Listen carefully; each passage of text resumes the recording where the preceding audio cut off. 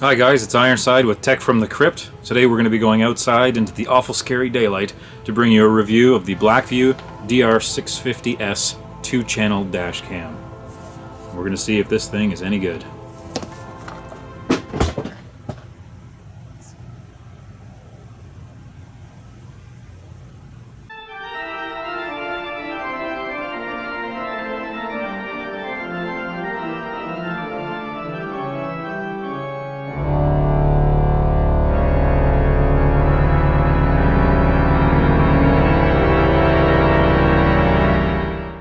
Today I'm going to be doing a quick, truncated unboxing of the BlackVue over the cloud.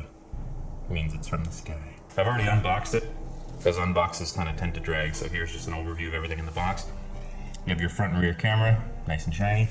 I got it from the website blackboxmycar.ca. Really good company to deal with. They had overnight shipping. It came in really fast. Accessory bag, trim tool. You also get cable mounts, little sticky double-sided tape. Cables included in the box consist of your coax cable. This connects the front camera to the rear camera. You also have your cigarette lighter adapter power cord. So there's two ways to wire this up to your vehicle. One of them is with the included cigarette lighter adapter. So you can plug that into any available outlet in your vehicle. When it's hooked up in this manner, it's going to run only when the ignition is running. So when you're driving around, you'll capture video. But according to the website, at least, you're not able to run parking mode without a hardwired solution or getting their aftermarket battery backup. So what I've opted to do is get this little time machine looking device called a Safer S. And what the Safer S allows you to do is hardwire it to the vehicle. Once this is hardwired, you have the option of running parking mode. So what that does is it runs the camera basically 24/7 until the battery voltage drops below a certain level. Once the voltage level reaches the predetermined level that you set on the device, it will shut the cameras down, and that makes sure that you don't come out to your vehicle and find that the battery is dead. Alright, that's all for my already unboxed unbox. I'm going to go install this in the vehicle, and then we'll continue to review to see how it actually performs in daylight, low light conditions, etc. Because I've heard a lot of complaints, so we'll see if they're true or if people are just dumb.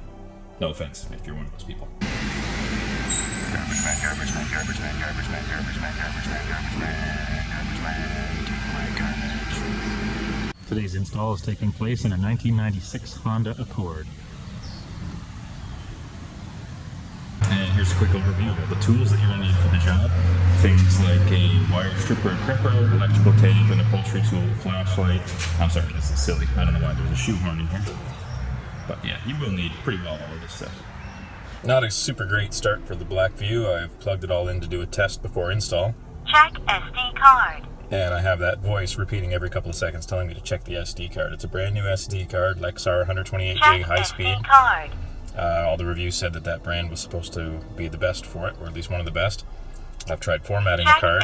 I've tried taking it out and putting it back in, and this thing still does not seem to make heads or tails of the card. Check SD card. Okay, so I'm back after a little trip to the computer. Basically, I took the card, downloaded the software from Petasoft's website, and formatted the card via my desktop computer. I also downloaded a firmware update, which is on the website. It's really easy to do. Their instructions are super clear, so I'm not going to cover it there.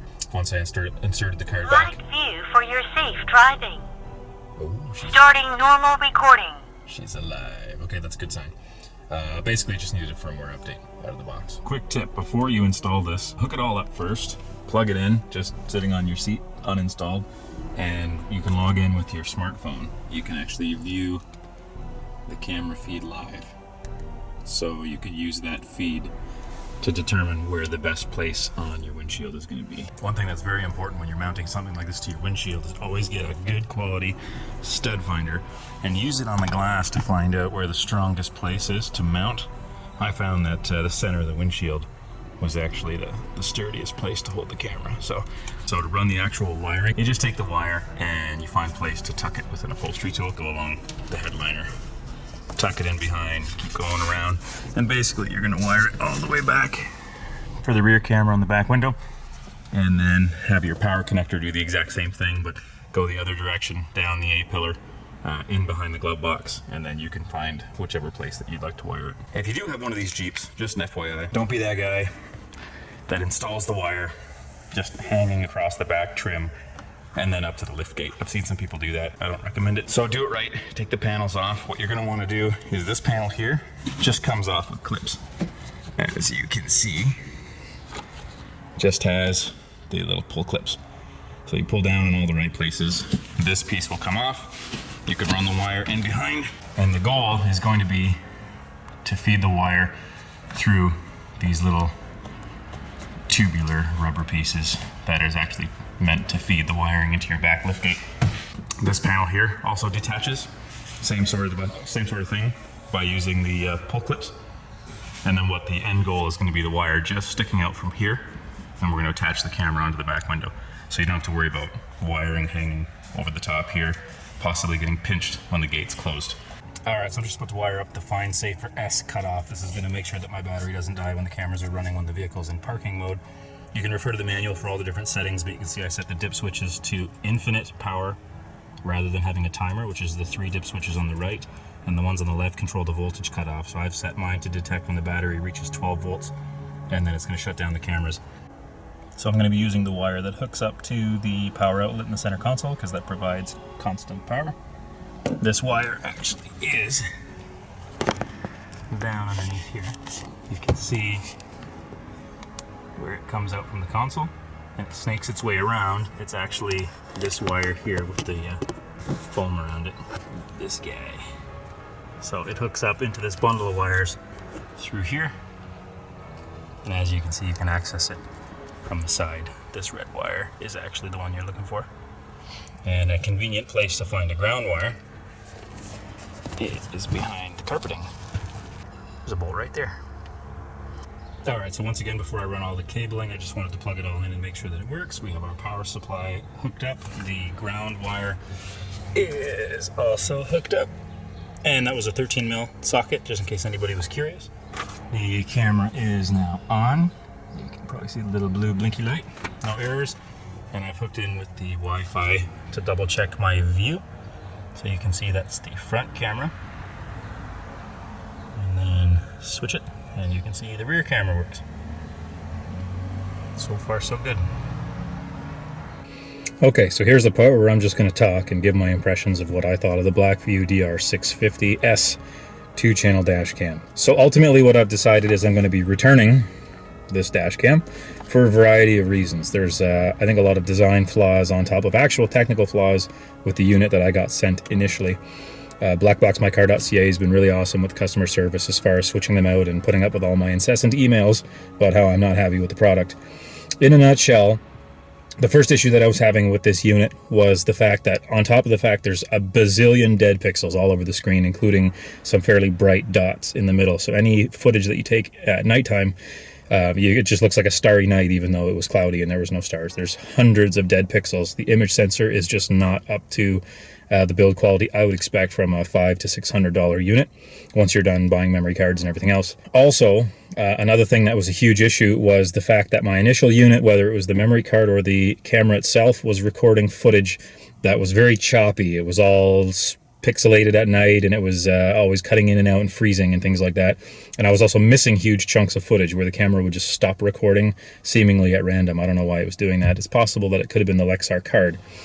After I exchanged the initial unit, I got them to send me a BlackVue 128 gigabyte memory card, micro SD card, in hopes that it would resolve the stuttering problem, and it did. Kind of sad that I have to buy a proprietary BlackVue memory card just to have functionality with this unit. I was using a Class 10 Lexar high-speed micro SD card. There was no reason why that card should not have worked in a BlackVue camera. Of course, BlackVue wants to sell you the cards that they brand, which cost nearly $200 to purchase, so I'm not too happy about that.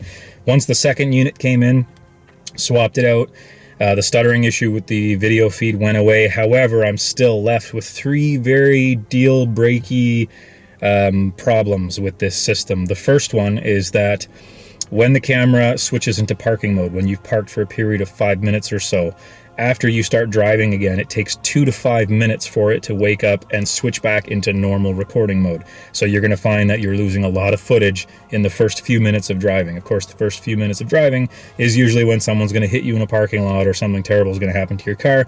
So that is not acceptable.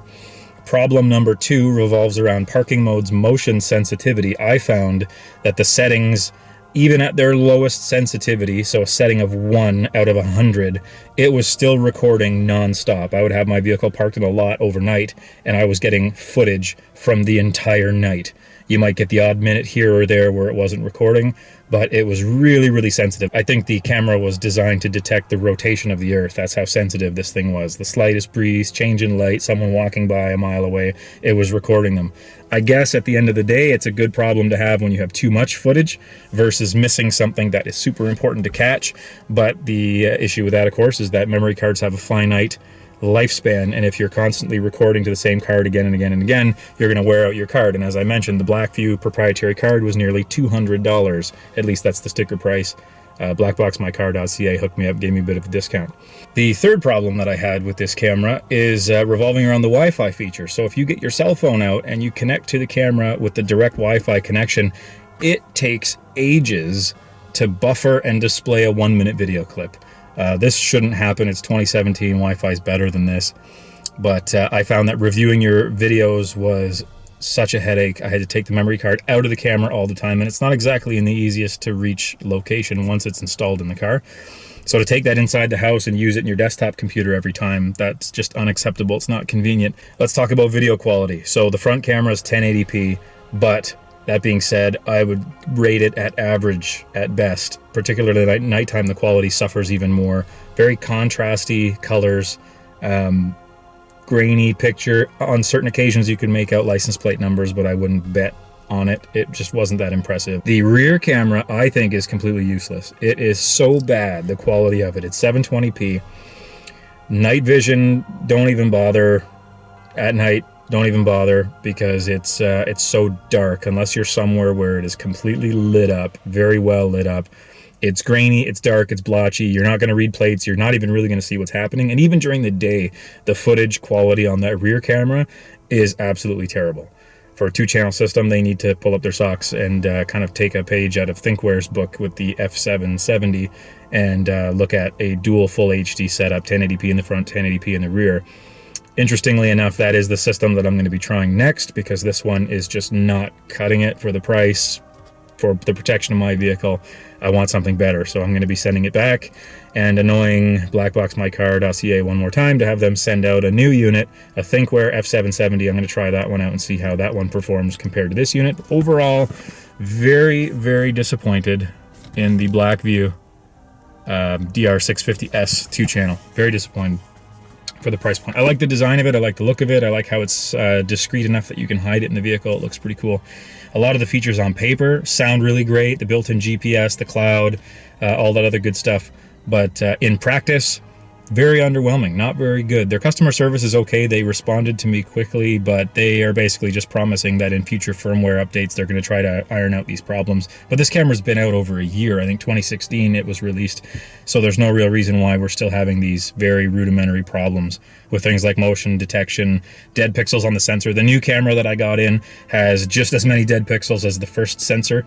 There aren't giant blotchy green ones like the original camera had, but still the image sensor is very, very poor quality.